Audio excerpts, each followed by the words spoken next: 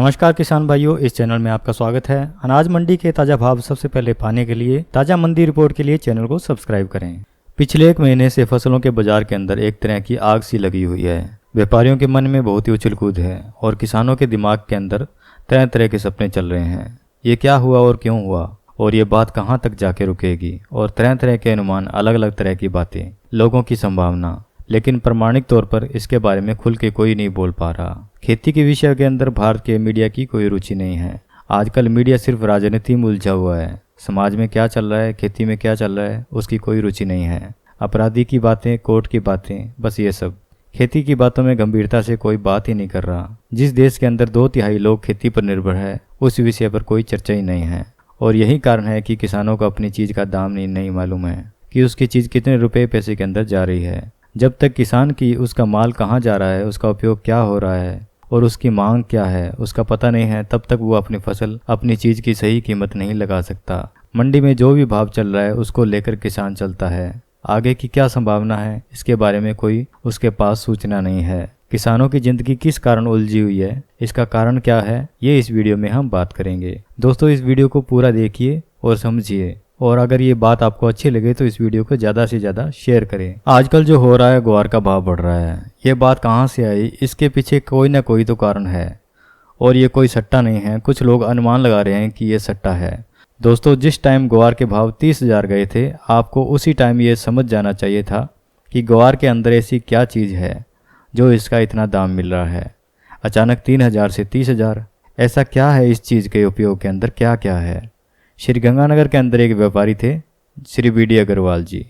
उन्होंने ये काम बहुत किए, खूब लंबा काम किया, खूब पैसे कमाए और एक पार्टी भी बनाई और लोगों को ग्वार के बीज भी दिए और भाव की गारंटी भी दी। और वहीं आज 10 साल के बाद जो घटना वापस देखने को मिल रही है कि ग्वार के अंदर तेजी है, ग्वार के अंदर तेजी है। जो चीज़ सिर्फ राजस्थान में है और दुनिया उसके लिए मर रही है कि हमको चाहिए। आज बादाम और पिस्ता जहाँ है तो वो महंगे भाव में बिक रहे हैं, है ना? तो ग्वार क्यों नहीं? क्योंकि उनकी मार्केटिंग है और उनको इस चीज़ का भाव मालूम है। तो बात करें ग्वार के भाव में अचानक उछाल कैसे आया। जो सही बात है वो आज आप सुनिए। सबसे पहले कारण ये है कि अमेरिका के अंदर, यूरोप के अंदर, रूस के अंदर जो तेल कंपनियां हैं, उनको ग्वार की ज़रूरत है, ग्वार के पाउडर की ज़रूरत है। आप सोचेंगे कि अभी इसकी ज़रूरत क्यों पड़ी, इतने साल इसकी ज़रूरत क्यों नहीं पड़ी? तो उनको ज़रूरत तो हर साल होती है। उनके पास जो तेल के कुएं हैं उनको बार बार साफ़ करना पड़ता है। तेल की चिकास के अंदर तेल की पाइपलाइन चौक हो जाती है, तो उसकी सफाई के लिए ग्वार के पाउडर का उपयोग किया जाता है। इसके अलावा दवाइयों और कॉस्मेटिक के अंदर भी ग्वार का काम आता है। किंतु 80% ग्वार तेल के कुओं को साफ़ करने के लिए उपयोग में लाया जाता है, इसलिए इसकी ज़रूरत हर साल होती है। लेकिन पिछले 10 साल में कई घटना घटी। एक घटना तो ये कि तेल के भाव के अंदर दुनिया के अंदर कम हो गए और उनमें से आधे कुएं उनको बंद करने पड़े, क्योंकि इसमें उनका खर्चा ही पूरा नहीं हो पाता था, इसलिए कुएं बंद करने पड़ते हैं। तो ग्वार की ज़रूरत भी कम हो गई। अब ये देखो ग्वार कितनी महत्वपूर्ण जिन्स है और इसके बारे में कोई मीडिया, कोई सरकार हमको नहीं बताती। जिस टाइम ग्वार के भाव ज़्यादा थे, उस टाइम बड़े व्यापारियों ने क्या किया, ग्वार खरीद कर अमेरिका के अंदर अपने गोदाम बना लिए और स्टॉक कर लिया और वहाँ से उनको सप्लाई करते रहे। हमारी तो दौड़ बस कृषि मंडी तक है। हम तो इसी में राजी हैं कि कृषि मंडी में इनका भाव 4,000 से लेकर 6,000 में बिक गया। लेकिन हमको ये चीज़ समझ नहीं आई कि ग्वार 30,000 से 4,000 क्यों आया। वो जो ग्वार की ज़रूरत कम पड़ती गई तो ग्वार की कीमत भी गिरती गई। ये सब चीज़ें आपस में जुड़ी हुई है, इस चीज़ को आप समझें। तेल के दाम गिरे तो ग्वार की ज़रूरत कम पड़ी। कच्चे तेल की कीमत जब भी गिरेगी तब तक ग्वार के भाव के अंदर कमी आएगी।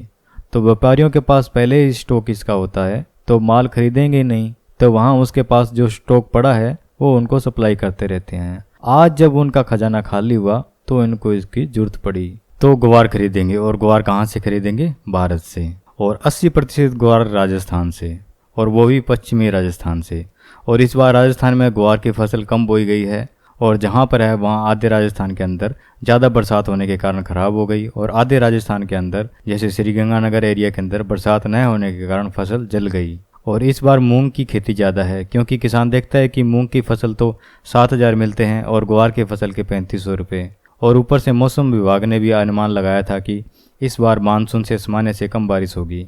अब तो वो उस्ताद लोगों को इस बात का ध्यान है, लेकिन अपने तो सिर्फ ये ध्यान है कि पंचायत समिति के चुनाव में अब की बार कौन जीतेगा और जिम्मन कहाँ मिलेगा।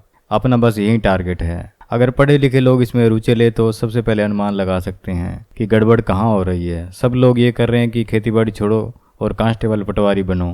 खेती में रुचि नहीं है। जब अपने खुद ही अपनी चीज़ों के बारे में समाधान नहीं है तो दुनिया तो लुटेगी ही। तीसरी बात, अपना जो रुपया है वो डॉलर से कमज़ोर है, तो ये चीज़ें खरीद रहे हैं। सब कारण आपस में जुड़े हुए हैं और कच्चे तेल की कीमतों में बढ़ोतरी हुई है। बंद कुएं दोबारा चालू हुए हैं और वहाँ स्टॉक भी ख़त्म है, तो वहाँ से मांग बढ़ी है। यहाँ जो गुआर 3-4 साल से दबाए बैठे थे, उनके दिमाग में बत्ती जगी है कि यार मामला तो अब खतरनाक है। वो अपने माल को बाहर ला रहे हैं। अब छोटे किसान के पास तो गुआर है नहीं, गुआर है व्यापारी के पास या जिन्होंने बेचे ही नहीं उनके पास, तो वो अपना माल बाहर निकाल रहे हैं। भारत का विकास केवल और केवल खेती से ही हो सकता है। खेती को साइड में रख के इस देश को आगे नहीं ले जा सकते। कहीं दूसरे लोग किसानों से चिढ़ते हैं कि इसका नुकसान हो गया तो अच्छी बात है। अरे भले मानसो, किसान का घाटा आपसे ही जुड़ा हुआ है। भूख इसमें आपको भी मरना है, इसलिए किसानों से चिढ़ो मत, उसकी मदद करने की सोचो।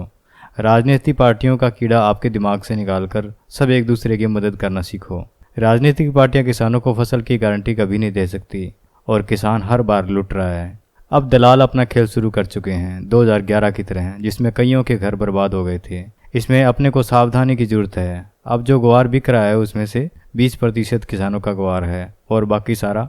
अब इसमें आप समझ गए होंगे कि ये खेल कौन खेल रहा है, माल कौन कौन बेच रहा है, कौन खरीद रहा है। जिसके पास पहले था वो बेच रहे हैं, पर इसमें 10 बोरी किसान की रुल जाएगी और पता भी नहीं चलेगा। अब सवाल ये आता है कि अगर आपके पास गुआर पड़ा है तो इसको बेचना है या नहीं बेचना। एक बात का ध्यान रखें, भाव बढ़ेंगे जरूर, इसमें कोई दो राय नहीं है। अमेरिका में जो सेठ लोग बैठे हैं उनको तो पता है कि कितने बढ़ेंगे, पर हमको नहीं पता कि क्योंकि ये अपने बस के अंदर नहीं है। हमारी सलाह है कि जिसके पास पहले साल का गुआर पड़ा है वो अभी गुआर बेचे मत। अभी माल को रोको, उतार चढ़ाव देखो। जब अच्छे भाव आए तो आधा माल बेच दो। अभी एक साथ इस माल को नहीं बेचना है। अगर भाव 25,000 आ जाए तो भी आप इसको आधा बेचो, क्योंकि आधा तो आपके पास रहेगा। अब की बार जो नई फसल आए उसको भी एक बार रोको और भाव को देखो।